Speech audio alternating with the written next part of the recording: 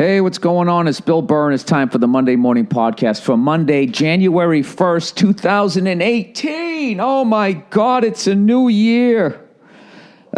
With the new year comes hopes and dreams for a better world. And God wants us to sit there and try to make it a better world. Well, you should probably start with yourself. Friends. Ever seen those people late night trying to tell you how to make it a better world? You know? Or somebody writes a song about it. Make it a better place for you and for me and the plumber down the street. Right? It's very difficult the older you get to listen to those songs going like, all right, so not only are you not going to make the world a better place, you're going to write some cheeseball fucking song and make money off the fact that people want to make it a better place. You're going to give some fucking stupid pop culture psychology, right? Pop psychology. Is that what you're going to throw? I don't know what the fuck it is. It's like after 9/11 when that country guy wrote that song, you know, Uncle Sam's going to put a boot in your ass. Like, how did he, like that wasn't going to be a giant hit, you know? I don't know what I'm talking about. All I could tell you is I'm doing this Monday morning podcast on Tuesday because I was like, well, what do I do? Do I do it the night before I go to the Rose Bowl? And then by the time I tell you the Rose Bowl stories, it's like 4 days old? Or do I just go to the Rose Bowl and do it a little late? I decided on the latter. All right? And I apologize to any, I don't know, whatever fucking group. You know what I'm hoping in 2018 happens? I just hope that people start standing up to all of this fucking, you know, the amount of people being offended.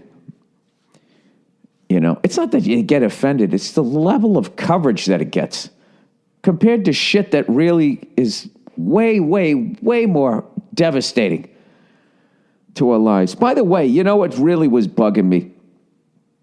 You know, when there was all those hurricanes and everybody sending fucking money out and all of that shit, right? Got to help all these people in Houston. Got to help all these people in Florida. Hey, where the fuck were you guys when the Hollywood Hills were on fire? Huh? I didn't see any fucking benefits. Poor fucking, what's his name? Ralph Nader? What's the fucking guy's name who owns Fox? Whatever the fuck his name is. When that poor bastard's mansion was catching on fire, did any of you fucking people floating on a mattress in Houston a few months ago rub a couple of nickels together and send it to him? Make some teary-eyed videos? That just kind of seems like it's a one-way street here. The fuck is the guy's name who owns Fox?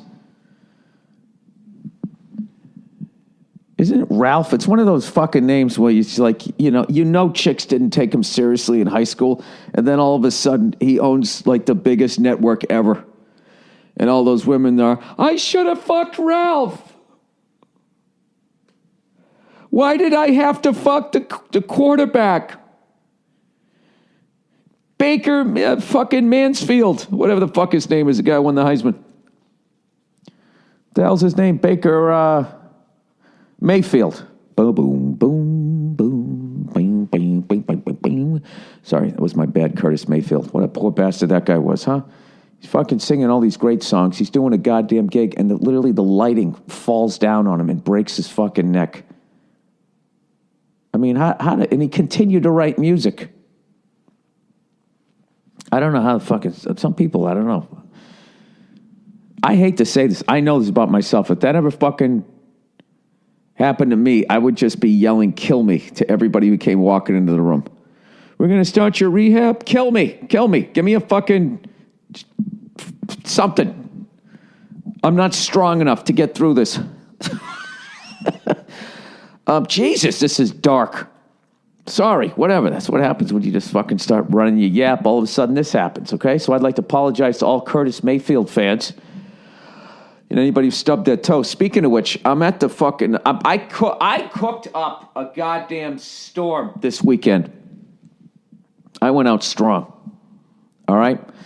So the great Jay Lawhead, Rose Bowl tailgate legend, Jason Lawhead, he goes to put together the menu, right? And he just doesn't go, we're doing burgers, we're doing dogs. He doesn't do that horse shit. Jay fucking analyzed, like Bill Belichick. He fucking looks, okay, Oklahoma's playing, Georgia's playing. So next thing you know, he's like, well, in Oklahoma, they do this tri-tip something or other. So he gets that going.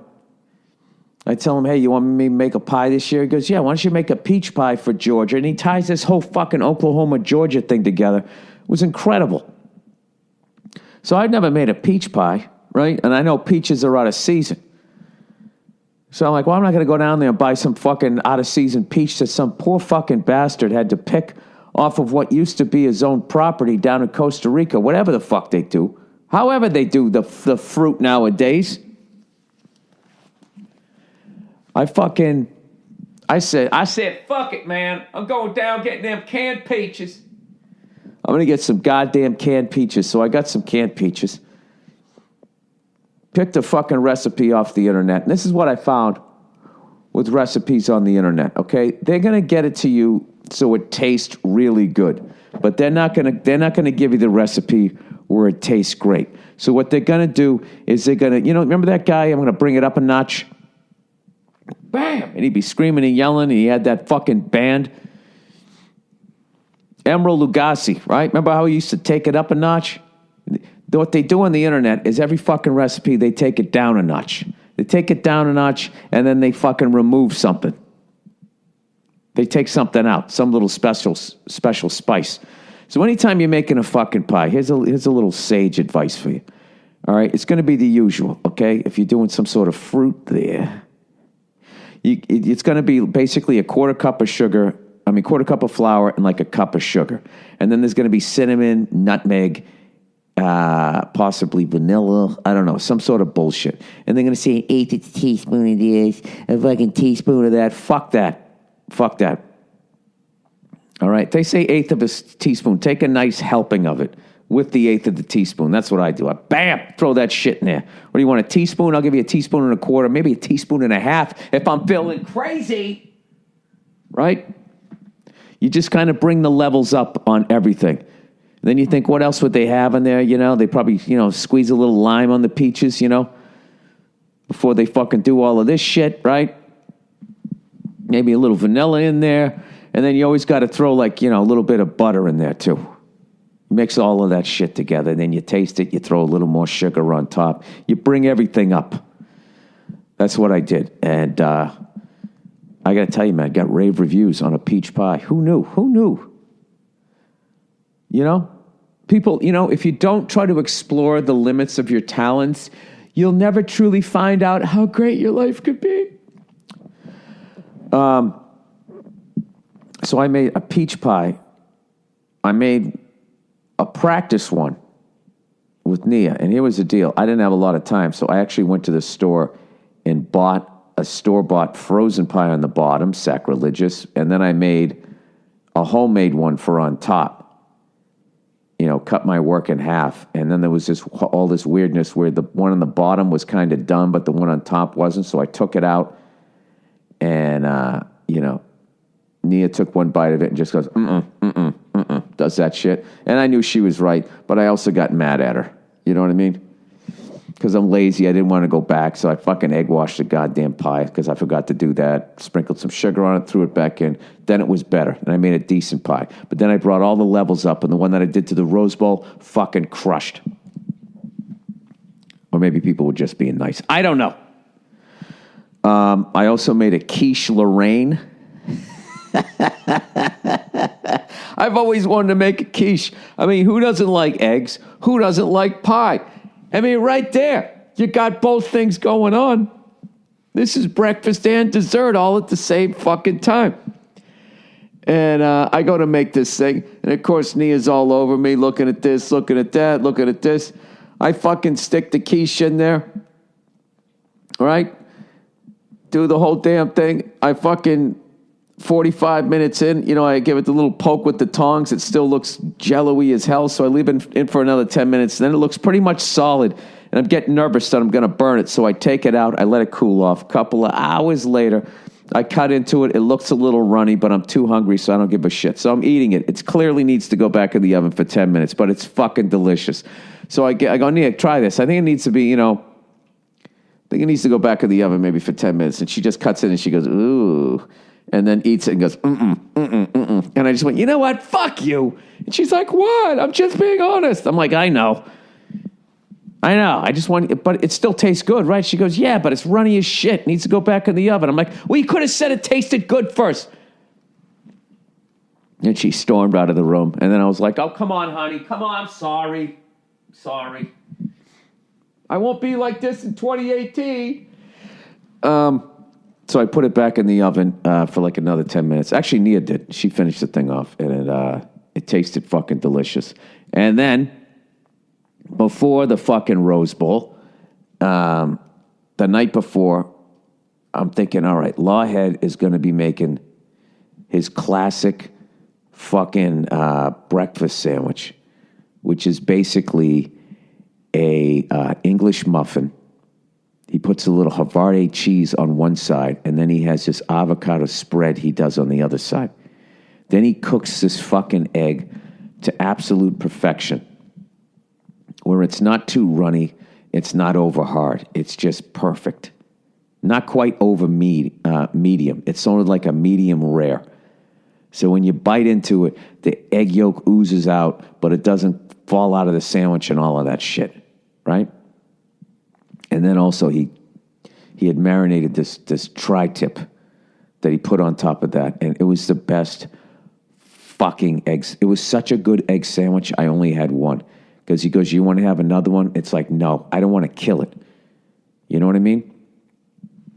And the night before, I had made these hash browns. The thing about it is you don't want to make the fucking things, but you also don't want the things to turn all brown and shit. So I actually did the whole mix and then put it in a fucking Ziploc bag and squished all the air out of it I possibly could, stuck it in the fridge, and it was fine. I cooked those fuckers up on the side. At that point, I was a little shit-faced. I think I overdid it. That's right. I was already drunk before breakfast even came out. All right? We had already loaded up the truck. We put the Game Changer in there. The Game Changer, who, by the way, all right, the Game Changer is a flat-top griddle with 4 burners. All right? And the propane gas. I'm telling you right, that's what the fuck you want to bring to a cookout.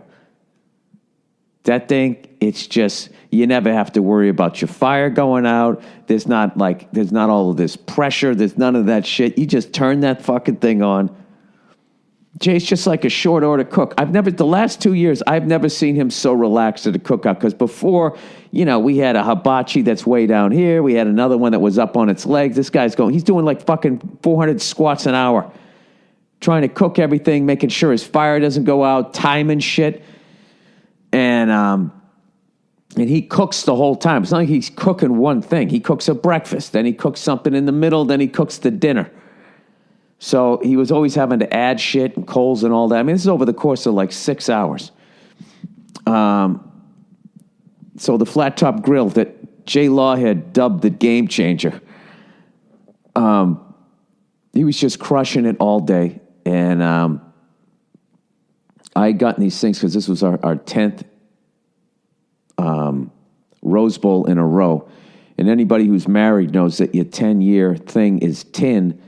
And not only do they know that it's the tin anniversary, there's no way you can go out and buy something made out of tin for your wife only, and she's going to be happy with that, unless you met an absolute sweetheart who doesn't mind being broke or doesn't mind that she married a cheap fuck, one or the other. Anyways, so I went out and I got these flasks made up for me and Bartnick because we were the original guys. It was just the two of us the first year. So I got a giant Roman numeral 10, like the Super Bowl, engraved on the front, and on the back I just had Joe Bartnick, Rose Bowl tailgate legend, and then I did like the American Express, the member cents, and it had 09. And next year, Lawhead gets his, and in 2 years, Themelis gets his. Although I have to correct his because I already had them made up and I thought that they both came in 2010. Anyway, so I'm out there throwing the football around. I got some booze in me, right? I smoked a little weed, which I never do, but I'm just trying to lay off the booze. And this is why I don't smoke weed, is because, with booze, if you reach for a bottle of vodka, basically what the punch to the face is going to be. Or if you grab a beer, you know what that's going to be. You grab some wine, you know what that's going to be. When someone goes, hey, you want to take a hit of this joint? You don't know what the fuck it is. Is it that shit that just kind of makes you feel like, hey, man, like, everything's going to be all right, man? Or is it going to have you just fucking staring at a goddamn tree?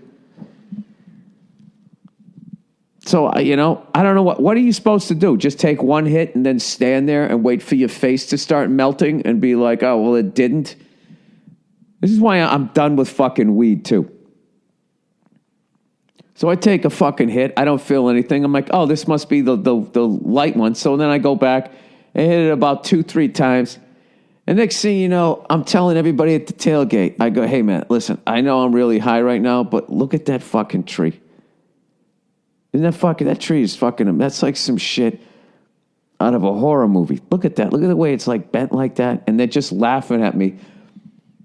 And I am so at peace that I don't care that I'm actually, I don't give a fuck that they're laughing at me. I'm just happy at that point that I'm bringing them joy as I make a complete fool of myself. And I'm drinking from the flask. And then Jay throws a burger on. We got this grass-fed fucking meat, dude. It might have been the best burger I ever had. But also, I was so high, I was just talking to people about this fucking tree, which felt like an intense minute. So it was like at least probably like 11 minutes. I ate that burger. It was fucking amazing. And then I went over to a chair. I sat down and I passed out for like 2 hours. Jay was making these fucking meatball subs on a brioche bun. And the last like 4 or 5 years in a row, I have missed the main course. And by the way, Americans, call it a main course. Don't call it the entree. All right? In French, entree means to enter. That's actually the beginning of the meal. And somewhere across the fucking ocean in the scurvy and the fucking slavery and the indentured servitude, whatever distracted us, we fucked that up. Entree means to enter. That's the beginning. Okay? So just say the main course. And for the main course, I'll have this. What do you have for entrees? So I missed that. I woke up and I tried the pie with the a la mode. It was fucking delicious. Everybody loved it. And at that point, I was kind of fucking sober because I was actually way more high than I was shit-faced. And I didn't even smoke a cigar. And I went into the game. And I just started, anytime a vendor came by, I just started crushing waters. I was already on the wagon. That's how fucked up I got at the tailgate. Like, like when you're still legally drunk and you're already back on you're telling people I'm on the wagon as you have like, literally they could light your breath on fire. That's when you went too hard. I don't really have any fucking stories about the tailgate because I barely remember it. Other than it was fucking awesome. I do remember I was drinking Miller's. I was drinking out of that flask. I had, once a year, I had Miller and Miller Lite. Miller Lite comes back with their old school, less filling, tastes great bottle. So I had a couple of those. I threw the football around lefty. I vaguely remember that. Oh, and then somebody at the tailgate told me a fucking story about how Garoppolo ended up on the fucking 49ers. Evidently, the Cleveland Browns were interested in getting him, but Bill Belichick still holds a grudge against them for for his time, 1995 when he was coaching it, which I believe he was also with fucking what's-his-face, Nick Saban there. So he's like, fuck that. And he calls up the 49ers. He goes, give me a second-round draft pick. We'll give you Garoppolo. How fucking nuts is that? I've heard a couple of those stories recently. Like, do you know the Celtics got into a position to get Bill Russell? This is a story that was told to me. Sit down, gather around, and listen to this tale. The Celtics had too good of a year to be in a position to draft Bill Russell. So Red Auerbach makes a bunch of fucking moves to get all the way up to number 2. All right? But the problem is the Rochester Royals or some shit had number 1. There was nothing he could do to get them to not, to give up the number 1 pick. And everybody was going to take Bill Russell. He was just clearly the best guy. So the Boston got it. Had the fucking Ice Capades every year. And they used to make a bunch of money off that. Now, I know a lot of you fucking millennials out there are like, the Ice Capades, a bunch of people twirling around dressed on the ice, right? Skating around dressed like fucking Yogi and Boo Boo Bear. Why the fuck would I go see that bullshit? Well, it was before the internet. It was when you had a little black and white fucking TV, you know what I mean? The picture was always jumping. This was some exciting shit. There wasn't a titty bar or fucking free internet porn. Every once in a while, once a year, these beautiful fucking goddess women would come in with their shapely thighs, and you could sit there and look at them and pretend you were into the art as you sat right next to your wife. You could fucking, look at some gams over there, right? So it would always sell out. So the Rochester Royals were hurting for money. So Red Auerbach called up the Ice Capade guy. He goes, hey, can you do me a fucking solid? Can you fucking get the Ice Capades? Can you guarantee that you'll do a couple of dates out there for these fucking guys? He said, absolutely, I will. So he called them up. He said, listen, if you give me the number 1 pick, I'll give you the fucking Ice Capades for a week. You make all this goddamn money. And the miser that owned the team said, you know what? I'll take that deal. I will say, forget Bill Russell so Dorothy Hamill can come in, or Peggy Fleming, whoever the fuck it was back then. I don't know. Way back then, it was probably some woman named Ethel, and she was considered hot, right? Ethel McGuire and Hazel Sikorsky are coming skate. Oh, my God. Have you ever seen it so fucking hot? Right? Years later, they wrote on the Golden Girls. But back then, they were a hot piece of ass. Now, I know I skipped over a lot of fucking details, so you should probably listen to the Bill Simmons podcast, right? To figure out what really happened, but that's what was told to me. And you know what? God damn it, I'm sticking with it. I'm fucking sticking with that story. So anyways, old Billy No Fun. I'm not going a bunch of days again, but I'm just I'm done, all right? I came off the wagon on December 26th, and now it's January 2nd, and I'm right back on. I had a hell of a week. One day I didn't drink, all right? That was the 28th, December 20th. So 6 out of the last 7 days I drank. I don't like how I feel. I don't like how I look. I just can't fucking do it anymore, okay? I'm turning 50 in June. I had a great half of a century run, all right? I never really drank until I was 17, so whatever. I had a good 33-year run. Larry Bird, speaking of the guard, I had a nice 33-year run, okay? So, I am now going to be that guy that picks his spot. Am I going to be that fucking dude? Maybe I'll just be that guy that has a glass of wine with dinner every once in a while. It's just all this awkward silence between me and my wife as we sit on either end of this really long dinner table, And all you hear is just me turning the pages of the paper and, shaking it. You do that thing to make sure it straightens out. Every once in a while, just being like, honey, did you see? Down in Brazil, they had a riot. I don't know what I'm going to do, but I'm bringing, the way I was bringing everything up in that recipe, I'm bringing everything down. Bringing everything down. All right? I'm fucking, back to crushing the waters. I'm back onto my diet, and I got a couple of goals this year. All right? One of the biggest mistakes I made in my adult life was buying 34-inch jeans after being a 32. All right? 32, best shape of my fucking life. They started getting a little tight around the fucking waist, and I thought, you get older, you fill out. And it's like, no, Bill, you put on weight, you cunt. Why don't you just take fucking 7 to 10 days to lose? I didn't. I bought the next size up jeans. Okay? And that was stupid because that just gave me this leeway to be a fat fuck who feels comfortable in his pants. You never buy the next size up jeans. After you're done growing and all of that shit, you know what I mean? Unless you're a fucking beanpole, which maybe I was. So I'm back down to 33. I figure I'll stay there. So that's what I'm going to do. I got to, like, my fucking wardrobe right now, I got to, it's just like, I hate going shopping, all right?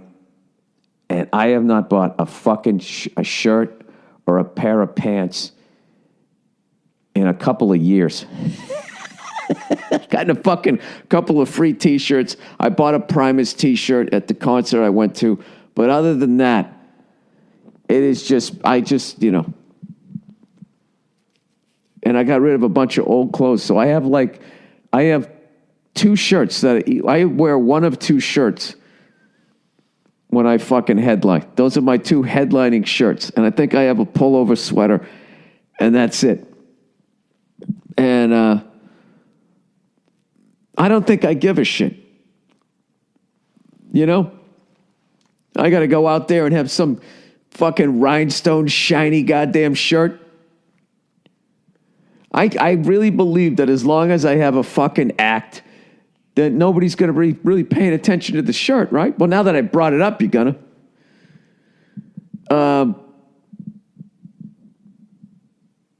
I don't know. Maybe I'll buy a fucking sweater. I'm thinking I'm going to be that guy that just dresses all in black. If I wasn't so fucking pasty and I wouldn't look like a floating head and hands, I would do that. But what's great about a black shirt is you can wear that like 3 days in a row before anybody really even notices, like, this motherfucker's not changing his shirt.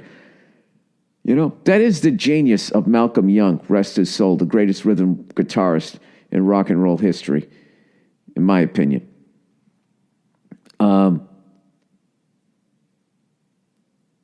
The genius of the way that man dressed. The sheer amount of money that man saved by just wearing jeans and a fucking T-shirt. Right? Einstein. That's that Einstein shit. That's what geniuses do. They get rid of all the white noise and they just focus on what's fucking important. That's what he did. He just was all I need is pants and a shirt. I'm not going to be fucking sitting there trying to be in style. I'm going to dress timeless. Blue jeans and a fucking black T-shirt. And I'm done. Did you ever see the Let There Be Rock video? That's one of my favorite parts of the video. When he's getting ready for the show. And he takes the T-shirt off and then he snaps his fingers like he's this spoiled rock star and they just throw him another T-shirt the exact same color and he puts it on. Or a slightly different color, and then that's it. It's over. Anyways, my shoulder's been doing great, and then I fucked it up at the tailgate. By the way, I was throwing left-handed, doing all right. Making sure I was giving my right shoulder a rest and everything. I hadn't felt any pain in my shoulder for days. Long story short, the end of the tailgate, we're going to close up the table. And I'm on one side with the other guys on the other side, and we're folding up the legs, and the one was getting stubborn, and where I had my fingers, it fucking slammed down on both of my fingers, right? Just wham! And I went, fuck! And I pulled my arms out. I was basically reaching around the fucking table, like I was giving the skinniest person ever the finish. Who had that finishing move in wrestling? Well, they just put you in a fucking bear hug, and they would act like you were being crushed to death. I was doing that with the table. So when I went to yank my arms out really quickly, it was like I was throwing 2 elbows at the same time, and I felt like fucking lightning in my right shoulder. And I think I went right back to square one. I don't know what the fuck I got to do. I think I'm going to do that Kobe shit. Rogan told me about that whole stem cell shit, and I just get scared of that stuff. I don't know. The way Joe Rogan is fearless and will read up on something and then make an informed decision before he takes a step in that direction. I just hear about something new, do not read up on it, and act like an old lady who thinks the fucking sky's falling. That's the way I approach life. So I haven't done that yet. My shoulder's still fucked up. I might do that thing where they take your own... what I like about that fucking spinning of your blood is it's your own blood and then they shoot it back in, right? Although I would want to watch them the whole time, you know? Follow them around with my own blood to make sure they don't take like the fucking blood of a yak or a fucking chimp or some shit, whatever they're doing these days, to try to get that thing fixed. All right, let me read. Do I have any advertising? I don't know that I do. During the holidays, it slows down. I don't have any advertising. Well, what do you know? What do you know? All right, let me see here. I guess I don't have any advertising. Well, fuck it. Let's continue talking. All right. This is what else I did on over my wonderful holiday break. I went down to the Comedy Store, did a set, had a great time, and I was driving home, you know, and driving along Sunset, just starting to fucking listen to my tunes, and all of a sudden I go by this venue, and I look, and what do I see? I see Dave Chappelle and John Mayer are doing a show. I'm like, get the fuck out of here, right? So I call up a buddy of mine that books all the shows, and I said, hey, what's the story with this? Does John Mayer, you know, come out with his band? You know, does Dave go on first? Does John go on first? Blah, blah, blah. And he's like, no. What happens is John comes out, plays like 4 songs. He brings Dave out. Dave does stand-up for an hour and a half, and then he brings John back out, and then they just sort of riff. As Dave talks about shit, John will play the music underneath, and I was like, I gotta fucking see that.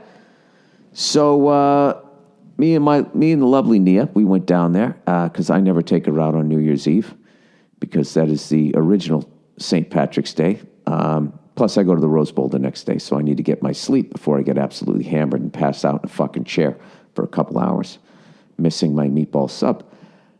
So we went down there and just had such a great fucking night. And I don't think I've ever seen that. I don't think I've ever seen 2 people that fucking talented. Like, there's usually one genius and then surrounded by a bunch of people who are just sitting there. Isn't he amazing? I'm so happy to be playing bass with this genius. Or I'm so happy to be fucking, I don't know, whatever the fuck else. I'm so happy to be in the ice capades with this twirling genius, right? It was 2 of them.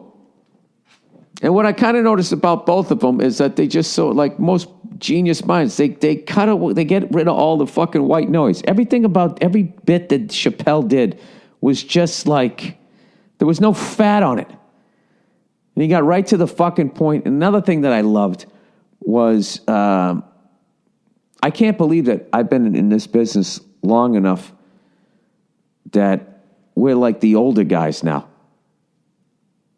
It always blows my mind that I'm like 5 years older than Dave Chappelle because he was already a made guy when I came in. So I always look at him like he's got 10 years on me, you know, or 15. And, you know, just when I watch his act, I'm like, this guy's clearly been doing this a good couple of decades longer than me. And the reality is I think he's only been doing it like 6 years longer than I have or something like that. He's fucking amazing. And what I love, too, is just he's that same,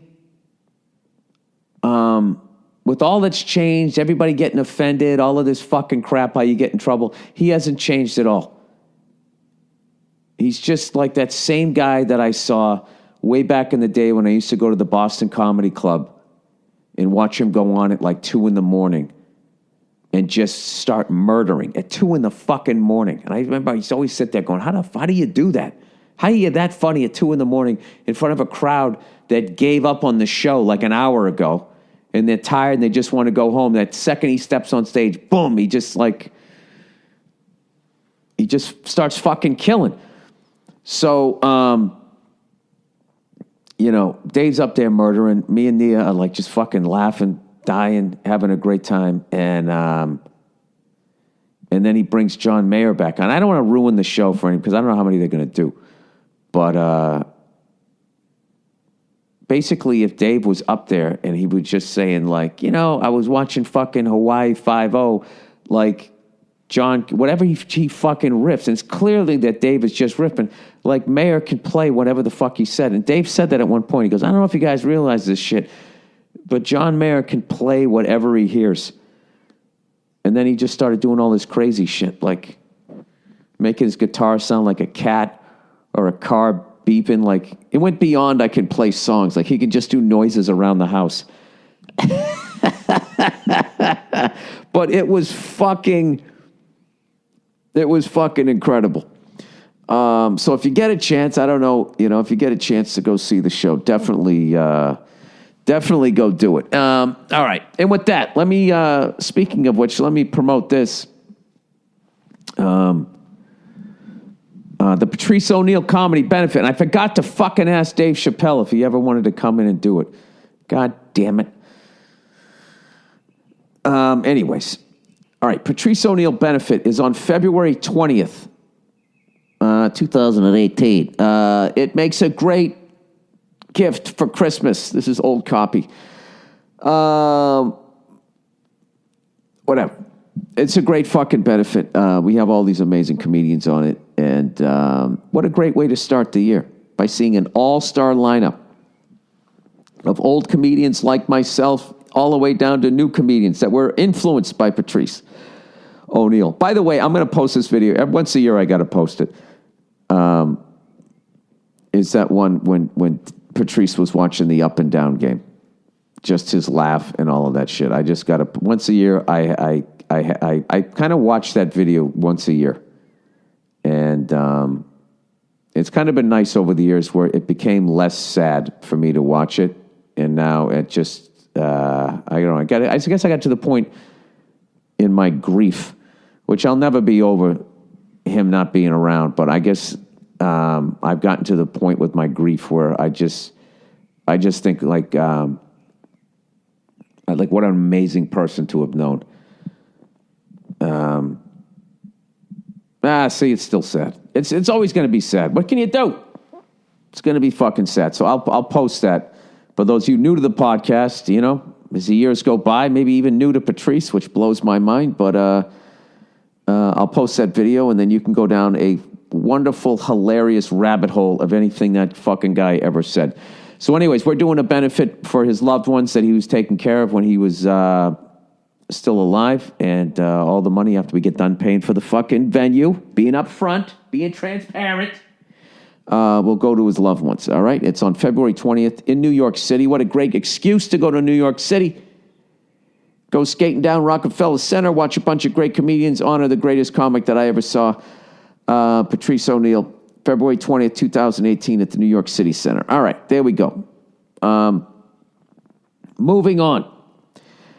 Did anybody watch the Celtics versus the Houston fucking Rockets? Holy shit. God damn. What a fucking game that was. James Harden, by the way, is fun to fucking watch. You know what I love about that guy? He doesn't look like a basketball player. I look at that guy and I go, that guy knows how to play the trumpet. There's something about him, doesn't he? He looks like one of those fucking, like his last name should be Hargrove or some shit. And this, I don't know, something about his shorts, his beard, and his haircut. He looks ABA-ish. Even though I guess he should have a giant afro. I don't know what. But I taped the game. I heard how amazing it was, so I already knew the result. And I watched the game, and of course, my recording cut off right at the end of the game before Al Horford hit the shot, and Harden kind of had a meltdown. I guess threw Marcus Smart to the floor or some shit. I don't know what happened, but I guess he got pissed. He went a little Gronkowski against the Bills. By the way, congratulations to the Buffalo Bills. I was actually really pulling for you guys. even though you're in our division or whatever. I just feel like the football gods have punished you guys enough. It was great to see you guys get back in with Tyrod Taylor. So congratulations on that. And then also, can you believe the fucking NFL season is already over? How does that happen? I'll tell you what else I don't understand how it happens is I go to see that unbelievable Rose Bowl game I just fucking saw, and I didn't even talk about the game.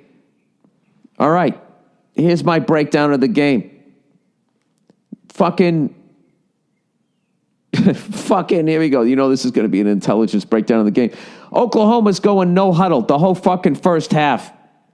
Georgia's goddamn head is spinning around. They don't know what to do. Right before the half, they kick an onside kick, which I get. There's 6 seconds left. You're thinking, all right, I don't want this guy to run this ball back. We'll kick it to an up person. We'll fucking tackle him. Yada, yada, yada, and that'll be over. Who the fuck knew Georgia was going to come out, throw a quick fucking pass, get in field goal range, and instead of being down by 3 scores, 17 points, they're only down by 2 scores. We're like, dumb fucking move. And Georgia's getting the goddamn ball. All right? No, I'm sorry. Oklahoma got the ball. They kicked off to him. That was the thing. They were up by 17 fucking points, and they were getting the ball after the half. I mean, they had their foot on their fucking neck. I get the onside thing. I don't fault them for that. But in the third quarter, when they stopped going no huddle, they started playing Marty ball, and they're trying to bleed out the fucking clock, I actually get that fucking move. But then Georgia scores a touchdown. Now they've scored 10 unanswered. You're still trying to bleed the clock. They score another touchdown. Now they've gone 17 unanswered. You're still in your huddle. They score 24 fucking unanswered points to go up by 7 before you finally decide out of the fucking blue to go back to no huddle. And the second they go back to no huddle, Georgia has a problem again. Bam, they score a fucking touchdown. I'm running out of sound effects. Gazowie, they fumble the ball, you return it, now you're up by fucking 7. You got to give it to Georgia Bulldogs. Them Georgia goddamn fucking Bulldogs. Hey, wait, they came back, tied it up, and for the first time ever in 100 and I don't know how many goddamn years of the fucking Rose Bowl. All right? They had an overtime game. And it doesn't just go to 1 overtime, it goes to 2. 2 overtimes. Congratulations to the Georgia Bulldogs on an amazing victory. I don't know why I was actually, even though I'm a big SEC guy, I was kind of torn. I was a little emotionally torn. I was rooting for Oklahoma for whatever fucking reason. I just decided I was going to root for them. I don't have anything against Georgia. But I was actually also on another level kind of psyched to see Georgia win because Jay Lawhead is so fucking pissed that Ohio State didn't get in, and he thinks the SEC is totally fucking overrated. And, you know, he was arguing for the Pac-12. He was at one point he was fucking arguing, and I was like, Jesus Christ, Jay, it's 8 o'clock. You're already fucking whining about the Buckeyes. And he said the most innocent voice ever. He pointed at somebody else at the tailgate. He goes, he brought it up. He went from like going, and we had it, and we fucking blah, blah, we beat Penn State. And all of a sudden he just goes, he brought it up. So I thought it was kind of funny, you know. And then Alabama also won. So both SEC teams that got in are now going to play for the championship. So the SEC is going to win another fucking title. And it just cracks me up that that's going to bug Jay Lawhead. And he just will not admit that the Ohio State Buckeyes had no fucking business last year of being one of the Final Four, considering they lost to Penn State and then Penn State won the title. He goes, Bill, you're not listening to what I'm saying. I'm saying that Penn State got screwed. But that's all he'll say. He will not say that Ohio State did not deserve to be in there last year, despite the fact that they then went there and lost 24-7. And he's, fucking Deshaun Watson was fucking unbelievable. It's like, dude, he wasn't tackling guys too. You scored no points. So I feel like Ohio State this year got punished for the fucking snooze fest. They basically ate their balls last year and wanted to get another Saturday night, 8 o'clock spot at the club. They're like, no, buddy, you're going to get a Wednesday. And I actually think that Ohio State would have done great, considering when I watched their game, how their front four are all first and second round draft picks on the defensive side. I actually agree with Jay Lawhead, but you don't get your cake and eat it. You don't get to suck and get in and lose by 24 points and don't even score one fucking point the year before. And then the next year when you're actually good enough to get in, also get rewarded. So that's my beef. That's my beef with Jay Lawhead, but I still love the guy to death, so we'll get over it. Anyways, amazing fucking game. And we went the whole game without having an incident until the very end. I don't know what happened. Bartnick was, a little boozed up, and I think he bumped into somebody in front of us. And this fucking guy, who I swear to God was as old as me, starts yelling at Bartnick, and Bartnick is just staring at him, and I'm just staring at him. And he's like, I'm being nice. Stop bumping into me. And we just fucking stare at him. And I'm looking at this guy like, dude, you're as old as me, and you're yelling at the human version of a fucking Kodiak bear. And the guy didn't know he was waiting for us to respond, and we didn't respond. He was just Lawhead. We were all just staring at the guy. And then he just looks at Joe, and he goes, fuck you. He fucking turns around. It's like, dude, between all of us, we're about 225 years old. This is the first Rose Bowl ever that is going into fucking overtime. You want to get kicked out? Huh? You want to roll around on these stadium floors with your fucking... This guy wasn't even wearing True Religion jeans, which have become dad jeans in the last fucking 12 years. He went. I think he was probably wearing the Lee jeans, and on the tag it just said in giant bold letters Lee. Which where I came from basically meant your family could barely afford to live in a blue collar town. If you had the Lee jeans and the Gap jeans, you had to have Levi. You had to have Levi. That's how simple life was back then. If you had Levi, that meant that your parents were actually doing well. Okay, and before diesel jeans came in and just fucked it all up. Jeans were like $25, $30. And I know with inflation, we'll just say jeans were like $50, right? Then all of a sudden diesel comes along and they're like twice that. And the next thing you know, there's like $200 pairs of jeans that suffocate your balls and still can't get up and over your flat ass. I don't fucking understand I don't understand jeans. And then they're tapered in down the bottom like you're going to do ballet and people need to see your feet. Right? Like you're going to reenact the Thriller video. I don't know. Anyways, let's read some of the letters here over that I got, if I can find them. Oh, I guess I didn't copy and paste them, did I? Where are they? All right, here we go. This is a very dramatic email. It's the name of this email is Goodbye. Dear Bill, I'm sadly no longer a fan. It's really too bad because I was a huge fan. All right, what do you think I did? What did I say? Who did I say it about? Went to see you and Paul Verzi in Albany, New York. Oh, that was a great show. And I have watched every one of your specials as well as F is for Family, and I'm an avid podcast listener. All right, so what he's doing now, he or she is doing, is establishing that they listen to every fucking thing that I do. This is what everybody does when they complain. You can't just complain. You have to establish credibility. Like when people argue politics, they sit there and they go, hey, I'm a Democrat. I'm for gay marriage. I'm for legalizing pot. But this Obama has gone too far. All right? Or the other way around. I'm fucking blah, blah, blah. But this Trump, this is what everybody does. All right. He goes, I'm not super religious. Oh, Jesus. You're not super religious, but I obviously said something about your God. All right, but you took it too far when you trashed Jesus and anyone who believes in him. When the fuck did I do that? Dude, do you understand that this is unscripted? I don't remember half the shit I said today. I mean, if you want to take it seriously, by all means. He goes, you take your shots here and there, which is tolerable. But in the 12/28/17 replay portion of the podcast, it was just too much. Oh, I got to listen to that one.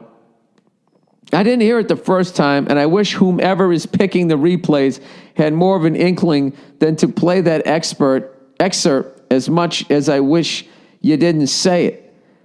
Well, aren't you glad that they played it? So now you can know how bad a person I am? This probably won't matter to you because at this point you don't need me anymore. Oh, come on. Come back into the comedy hut. That being said, I've been a big promoter and a supporter for a long time. This has to be a woman.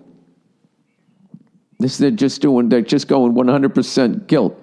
I'm sure you will never read this, as you probably have a screener at this point.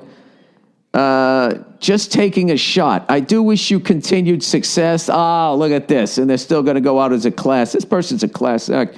And nothing but the best for you and the lovely Mia. It's Nia with an N. You know what? I'm saying goodbye to you. The amount of times that I said Nia on the podcast, and you still don't even know my wife's name. And you have the nerve to get upset with me because I trashed the old J-Star there? What would Jesus do? Jesus would forgive me and continue to listen to the podcast, wouldn't he? I would think. Anyways, that being said, for the lovely Mia and your daughter in there, Boston sucks and go fuck yourself. P.S. Check out Gary Newman's new album, all synth, but really cool. All right. P.S.S. If you do read this, don't use a southern accent because I'm from New York, LOL. You know what? But you're going to be back. I got a feeling you're going to be back. I love these fucking people that it's just like all the dumb shit that I say. I've trashed people that smoke weed. I trash women. I trash Jesus. I trash fucking anybody who's a Republican, anybody who's a Democrat, all of this fucking shit. And everybody listens and listens and listens. And all of a sudden, once it, fucking comes into your world, right? I trash above ground pools. And all of a sudden, I got to listen to somebody going, hey, just because I can't afford to dig a goddamn hole in my backyard. Look at that right there. Offensive to Southern people. As if there's people up north that can't afford to fucking have a backhoe come in there and whatever the fuck it is that they do, right? Dig into the goddamn ground. Hey, you know what I mean? All right, so you draw the line at Jesus. Well, there you go. I mean, as far as my limited understanding of Jesus and what exactly it was he was trying to prove with all his party tricks with the fish and the bread over there, I think he was a very forgiving person, sir. So I think if you're truly into the teachings of Jesus and you're truly strong enough spiritually, you can handle one 20-minute fucking clip from a goddamn podcast from a few fucking years ago. You know what the real thing is here, sir? Is you need to grow up. Okay? What I am saying is not going to infiltrate into your fucking soul and all of a sudden make you possessed and have you kill your whole family. Why can't you just look at me and feel sad for me that I'm going to go to hell and that you're going to go to heaven? You're going to be on a little puffy cloud there as I'm burning forever, right? Why don't you just look at it that way? All right. It's not that he's leaving. It's that, all the dumb shit that I say, all of the dumb shit that I fucking say. And then it's that one thing. You look past everything else. All right. But whatever, more power to you. God bless you. God bless you in your search. I wish you well on your search to a Jesus-only positivity podcast. All right? All right. Your journey to AA. Dear Billy, 2-shift drinking, albino, ginge, dad bod, once a solid C cup, now a solid A cup, Sir Moobs a lot. There's a mouthful. All right. Me and another friend of Bill W. agree that your qualifying story for AA is unfolding perfectly. All right, here we go. I'm an alcoholic, so you must be an alcoholic. All right, I'm going to lose this guy as a fan. I hate fucking AA people. There's nothing more self-involved than someone who is an addictive personality. And all they think is whatever happened to them, whatever they're going through, you also have to be going through because they are the center of the fucking universe. All right. From your off the wagon, on the wagon, off the wagon, to your let's try some controlled drinking, you are perfect AA material. Can't wait to hear about your surrender and your acknowledgement that you lack, and that lack of power is your dilemma. Oh, Jesus Christ. Stop projecting all of your shit, you fucking loser. I fucking hate people in AA. I really do. Not all of them, but people like this. Listen, dude, just because you were under the sink during your kid's birthday drinking fucking mouthwash, don't break my balls over I don't have to go to your dumbass fucking meeting. I've gone to some AA meetings. Dude, the stories you guys tell, my jaw is on the fucking ground. You guys make me look like a fucking fairy. He's in denial right now. But dude, I'm going to tell you something that I just did. I just went off the wagon for 6 days, drank like an animal yesterday, and while I was drunk, effortlessly said, you know what, I'm not drinking anymore. Effortlessly. I didn't have to surrender and say, I have no power over this. I don't need to go down to your dumbass group and smoke cigarettes and eat donuts with all you guys down there with your blown out fucking wallflower noses. All right? I'm fine. Anyways, and your discovery that there is a power greater than yourself, one who can solve all your problems. Yeah, or one that you can dump all your shit on. It's a great life. You could even say it's a life second to none. One day at a time. Easy does it. Keep it simple, stupid. I just can't wait to hear you speak from the podium, delivering a message of hope. It's not the meetings you make. It's the steps you take. Thankfully, there are only 12 of them. Ugh. Love, your biggest 32-year-old blonde Nigerian fan. Hey, God bless you in your sobriety, but no. All right, whatever. This is how my sobriety works. I just like how I feel when I'm sober. I like how I look. I like the weight that I become. It's total vanity. And there becomes a point in your life where you're just too fucking old to drink. It just beats the shit out of you. So, thank you, sir, but I don't need to go down there and surrender. And, you know, I'm telling you right now, if you think you're a fucking alcoholic, go to a goddamn AA meeting. These fucking people, I swear to God, they'll tell stories where like they're sitting there, half their nose is hanging off their face, and they're just going like, so I take some duct tape and I fucking tape my nose back onto my face, and all I'm thinking is, I got to go back to the liquor store and get more booze, man.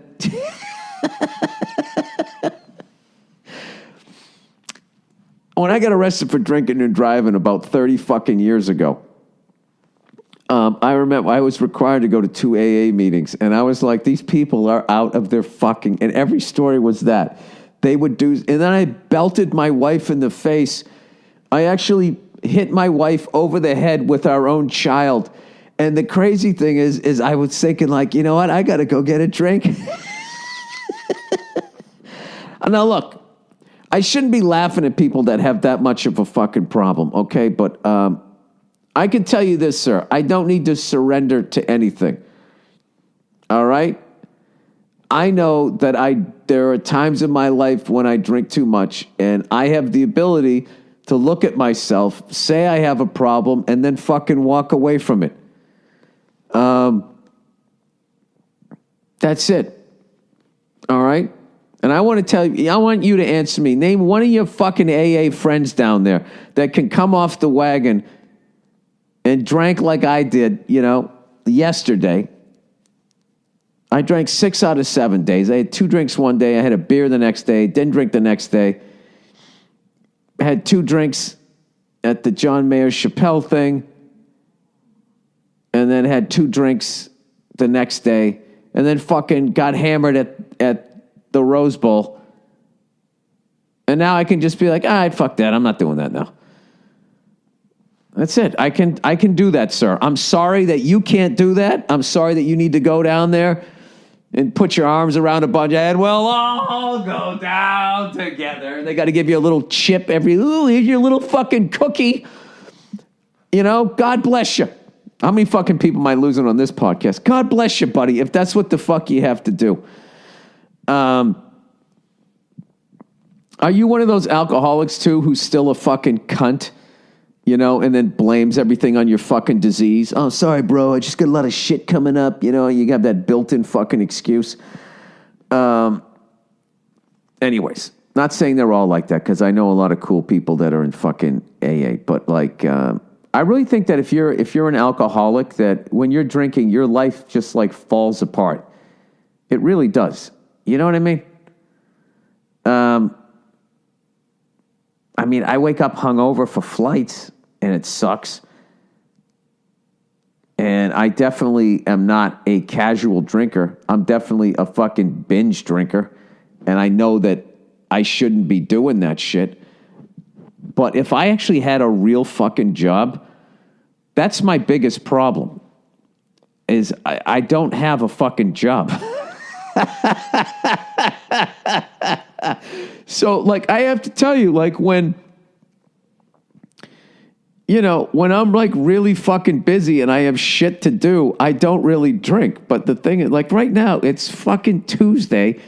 It's 9 a.m. I'm sitting here in my fucking pajamas, and I could just sit here for the rest of the goddamn week. I don't have anything to do. I mean, if I wasn't so fucking responsible, patting myself on the back, I mean, there's a bunch of shit that I could just put off to next week, and I could just sit here drinking non-fucking stop.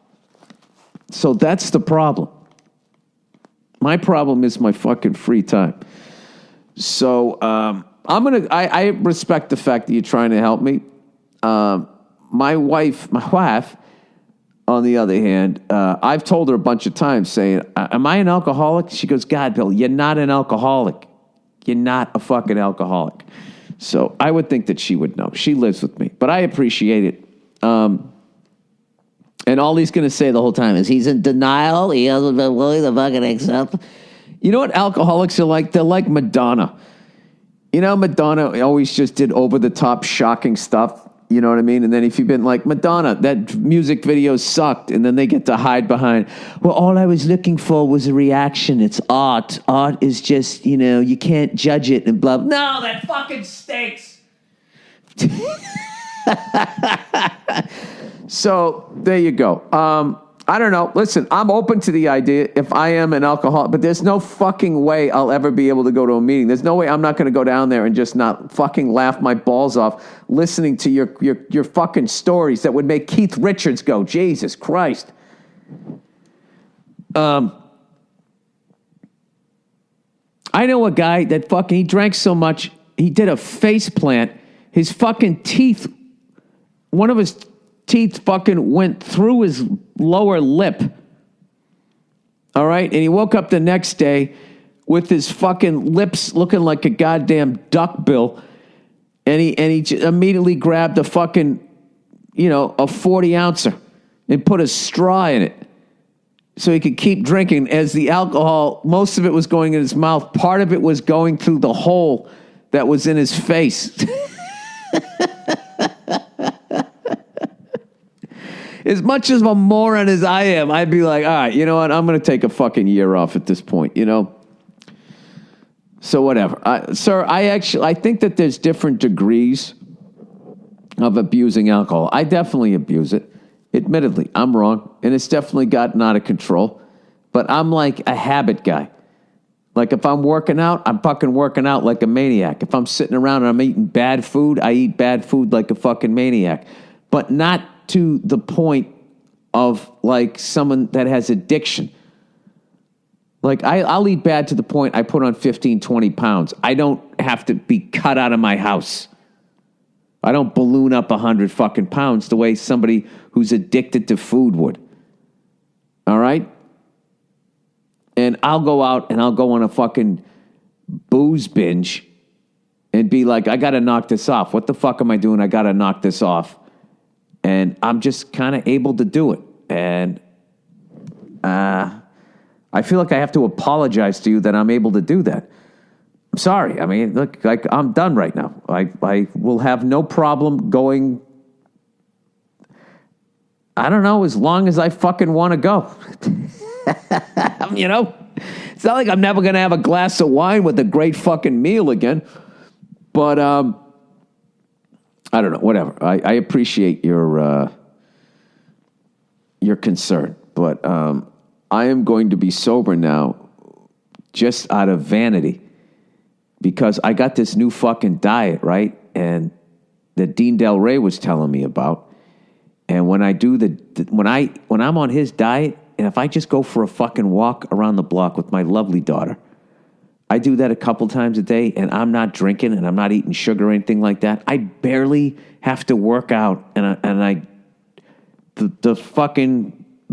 everything just falls off you. And it's the easiest way to stay in shape. And I fucking hate working out. So that's way more appealing to me than, as much fun as I had over the last fucking week. I mean, it's way more appealing at my age, And plus I got a kid, I got to have a kid, and I can't be like fucking, I just can't do it. I can't have it in my fucking life. And that's it. So I don't need to go down there and do all of that bullshit, all right? I'm a comedian, all right? I don't like groups. All right. Lady who's bad at arguing. Dear Billy Backwards Balls. I'm actually a 15-year-old girl. Oh, Jesus! The fuck? Andrew, you trying to get me in trouble here? So I guess you couldn't really say that I'm a lady. Oh my God, this is already creeping me out. But I love your podcast and listen to it 24/7 because I feel like balance needs to be restored to the world after all the females listening to Dr. Phil and loose women have gotten a slightly fucked up view on things. I respect that you're not going to let mainstream media have the only say on the truth. In other words, what you're saying is you like to hear my opinion. I'm not always right, but you'll listen to it. I appreciate that. All right. My whole life, the 15 years of my life, Jesus Christ, this shit in my house that for 15 years I've been meaning to get to it. Your whole life is 15 years. That's incredible. My whole life I've been bad at arguing. Either I say the wrong thing at the wrong time, or I focus on the wrong point, or I am easily manipulated by guilt trips, etc. Whatever it is, I can never get it right or stand my ground. For example, I have this one friend who is literally a literal 3-year-old on the inside. I thought you said you were hanging out with a 3-year-old. I was like, this is getting even more creepy. I can't say shit to her without her crying. One time she wanted some of my food, but I told her that I hadn't had breakfast and couldn't share that day. She said to me, you're so mean. What the fuck is your problem? What? Yeah, you get that person out of your life. I just gave her some food because I hate it when people think bad about me. But inside I was like, bitch, what? It took me like 2 hours to realize that she didn't even think I was mean. She just wanted the food and she knew how to get it. Oh my God. You know something? Your thought process, that it took me till I was 37 to realize that. You're way ahead of the curve here. What you're realizing for the first time in your life is that there's people out there that are not good people. See, so what I did was I went out into the world where you are as a 15-year-old and existed as that person till about 37 before I actually started to examine human behavior. And, so where you are right now is when you first start to realize that there's these cunts in life, what's going to happen is like 2 or 3 days later or an hour later, after the moment, you're going to be like, oh, fuck. Yeah, she said blah, blah, blah, blah, blah. Not because she meant that. It's because she wanted X, Y, and Z. Well, the more you do that, the more you're going to be able to be in the moment, and you're going to catch people in the moment. And then once you're able to do it in real time, people aren't going to be able to fuck with you anymore. And then the only thing you'll have to learn how to do is the judgment. Is this worth me, applying this skill in real time? Like yesterday, that guy who turned around and yelled, fuck you at Bartnick and all that. There was like 4 of us, one of him, overtime Rose Bowl. Not even worth engaging. We all just stared at him, and then he didn't know what to do. He yelled, fuck you, and then he turned around, and he felt good. He said, fuck you, to 4 guys. We didn't do anything. He feels good and secure around his wife, and nobody got kicked out. Nobody had to fight or whatever. And then there's other times when you actually say something back. So anyways, I'll read the rest of this, but right out of the gate, you're being too hard on yourself. All right, most of the girls in my class are pretty weak physically, and it happens to be that as a girl, I have unnaturally broad shoulders, excuse the pun, and weigh about 2 pounds more than most of them. The fact is hard to ignore when you're staring at their cunt faces while they giggle behind their hands. I have violent tendencies, which I'm working on, but I know I can beat the shit out of them, and that makes it so much harder to verbally argue. They are much better at it than me, so even when I'm right, I lose, and I always end up wanting to just send an uppercut straight to their fucking skull. Whatever. All right. I would love a few pointers as to what to do in an argument and how to tell them when I'm being manipulated before I start latching onto the fucked up mind game of doing things. Some advice would be great. Thanks a lot, and go fuck yourself. P.S. Me and my sister have a huge disagreement because it's my personal opinion that guys who have a girlfriend should still be able to go to strip clubs and have a good time without their girlfriend getting mad. My sister says that for me to say that, I must have no respect for myself and will end up with a piece of shit guy. Jesus, those are 2 extreme opinions. Am I right? Or do I have some sort of self-respect issues that I'm not aware of yet? All right. Let me comment on the first fucking thing. All right. Kids are mean. Kids bully. They gang up on you. You never should resort to physical violence. All right?